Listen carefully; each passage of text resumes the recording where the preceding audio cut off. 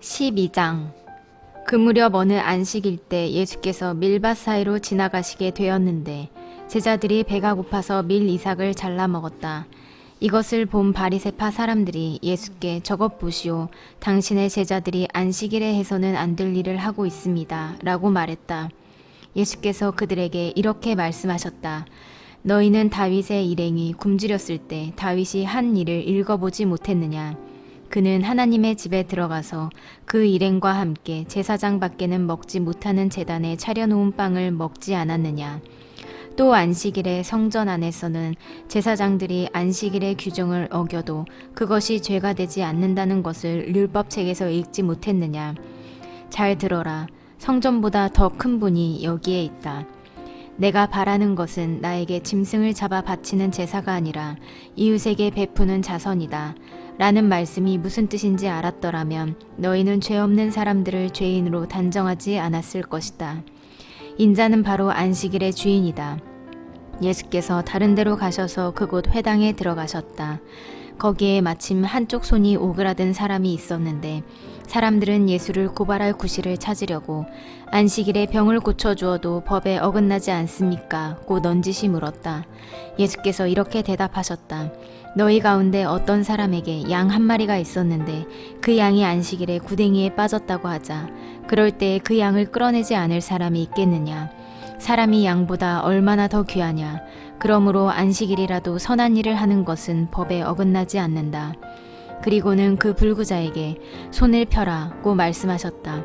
그가 손을 펴자 다른 손과 같이 성해졌다.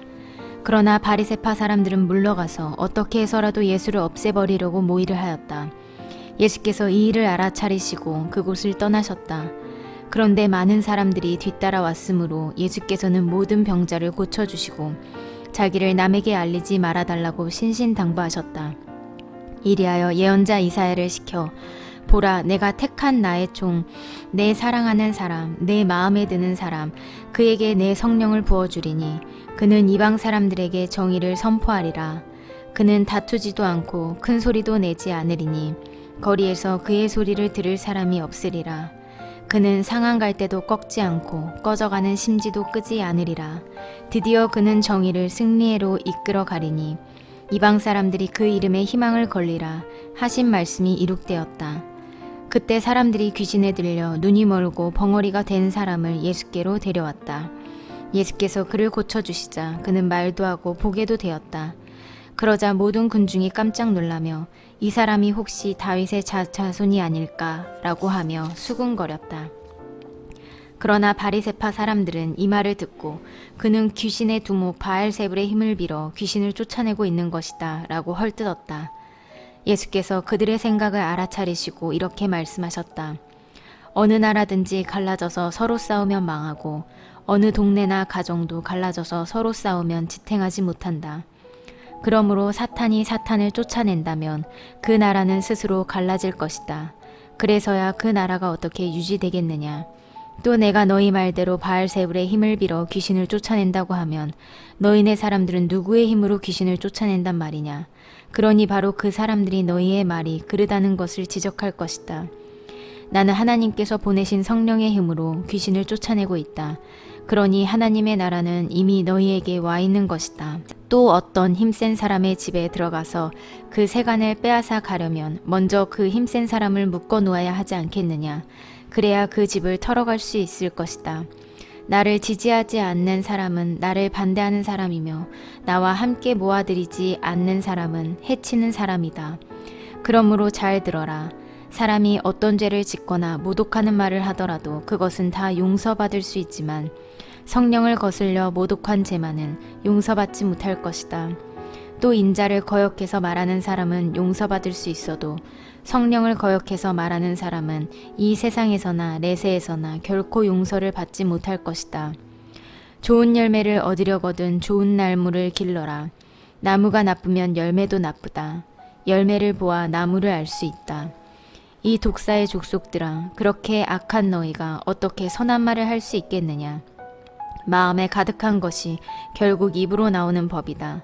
선한 사람은 선한 것을 마음에 쌓아두었다가 선한 것을 내놓고 악한 사람은 악한 것을 마음에 쌓아두었다가 악한 것을 내놓을 것이 아니겠느냐. 잘 듣거라. 심판할 날이 오면 자기가 한 터무니없는 말에 대하여 낱낱이 해명해야 할 것이다. 내가 한 말에 따라서 너는 옳은 사람으로 또는 죄인으로 판결받게 될 것이다. 그때 율법학자와 바리새파 사람 몇이 예수께 선생님, 우리에게 기적을 보여주셨으면 합니다 하고 말하자 예수께서 이렇게 말씀하셨다. 악하고 절개 없는 이 세대가 기적을 요구하지만 예언자 요나의 기적밖에는 보여줄 것이 없다. 요나가 바다 큰 물고기 뱃속에서 밤낮 사흘을 지냈던 것처럼 인자도 땅속에서 밤낮 사흘을 보낼 것이다. 이 세대가 심판을 받는 날에 니느웨 사람들이 나타나 이 세대를 단죄할 것이다. 니느웨 사람들은 요나의 설교를 듣고 회개했기 때문이다. 그런데 보라, 여기에 요나보다 더 큰 사람이 있다. 이 세대가 심판을 받는 날이 오면 남쪽 나라의 여왕이 나타나 이 세대를 단죄할 것인데 그는 솔로몬의 지혜를 들으려고 땅끝에서 왔던 것이다. 그러나 보라, 여기에 솔로몬보다 더 큰 사람이 있다. 악한 귀신이 어떤 사람 속에 들어가 있다가 나와서 물 없는 사막에서 쉴 곳을 찾아 헤맨다. 그러다가 쉴 곳을 찾지 못하고 전에 있던 집으로 돌아가야지 라고 하면서 다시 돌아간다. 돌아가서 보니 그 집은 비어 있을 뿐 아니라 말끔히 청소되고 잘 정돈되어 있었다. 그래서 그는 다시 나와 자기보다 더 흉악한 귀신 7을 데리고 들어가 자리 잡고 살게 되었다. 이리하여 그 사람의 형편은 처음보다 더 비참하게 된다. 이 악한 세대도 이렇게 될 것이다.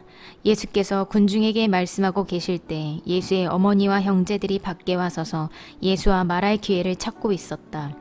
그래서 어떤 사람이 예수께 와서 선생님, 당신의 어머니와 형제들이 당신과 할 말이 있다고 밖에 서 있습니다 라고 알려드렸다. 예수께서는 말을 전해준 사람에게 누가 내 어머니이며 내 형제들이냐 하고 물으셨다. 그리고 제자들을 가리키시며 바로 이 사람들이 내 어머니이며 내 형제들이다. 하늘에 계신 내 아버지의 뜻을 실천하는 사람이라면 누구나 다 내 형제요 자매요 어머니이다 라고 말씀하셨다. 아멘. 13장. 그날 예수께서 집에서 나와 호숫가에 앉으셨는데 사람들이 또 많이 모여들었다. 그래서 예수께서는 배에 올라 앉으시고 군중들은 모두 그대로 호숫가에 서 있었다. 예수께서 그들에게 비유로 여러 가지 말씀을 해주셨다. 씨 뿌리는 사람이 씨를 뿌리러 나갔다. 씨를 뿌리는데 어떤 것은 길바닥에 떨어져 새들이 와서 쪼아 먹었다. 어떤 것은 흙이 얕은 돌밭에 떨어져 싹은 곧 나왔지만 흙이 깊지 않아서 해가 뜨자 타버려 뿌리도 붙이지 못한 채 말라버렸다. 또 어떤 것은 가시덤불 속에 떨어졌는데 가시나무들이 자라나 그의 숨이 막혔다. 그러나 어떤 것은 좋은 땅에 떨어져서 열매가 100배나 맺은 것도 있고 또는 60배, 30배나 된 것도 있었다.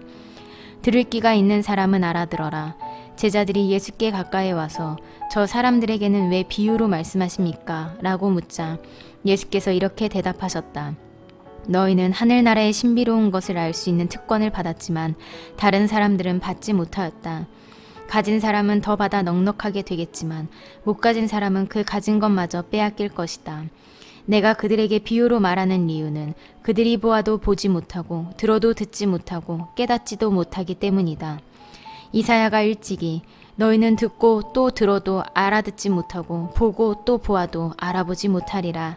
그것은 이 백성이 마음의 문을 닫고 귀를 막고 눈을 감은 탓이니 그렇지 않다면 그들이 눈으로 보고 귀로 듣고 마음으로 깨달아 돌아서서 마침내 나한테 온전하게 고침을 받으리라고 말하지 않았더냐고 하였다.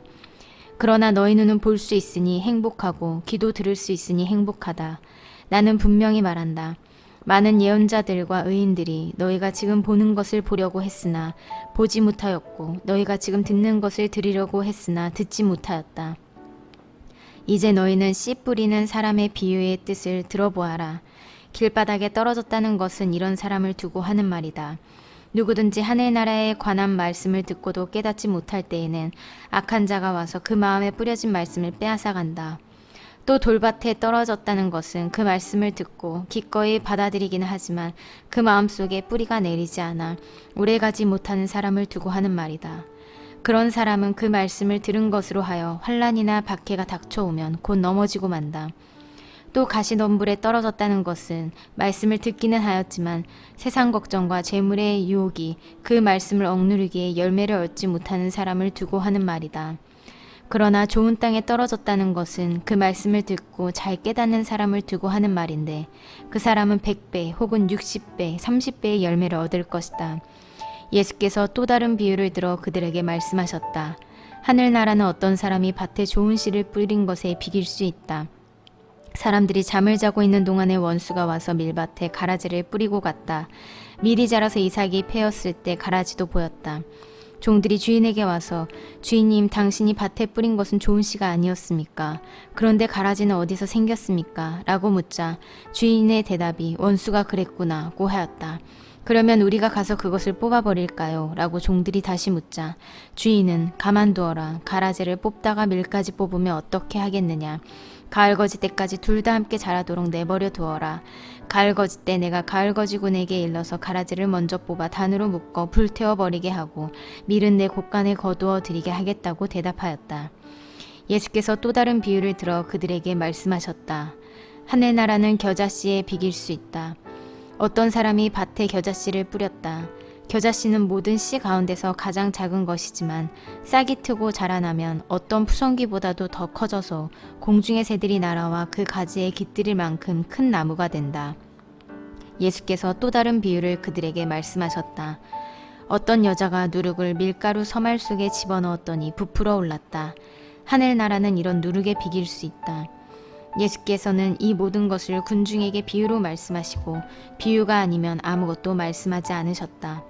그리하여 예언자를 시켜 내가 말할 때에는 비유로 말하겠고 청지창조 때부터 감추인 것을 드러내리라고 하신 말씀이 그대로 이루어졌다.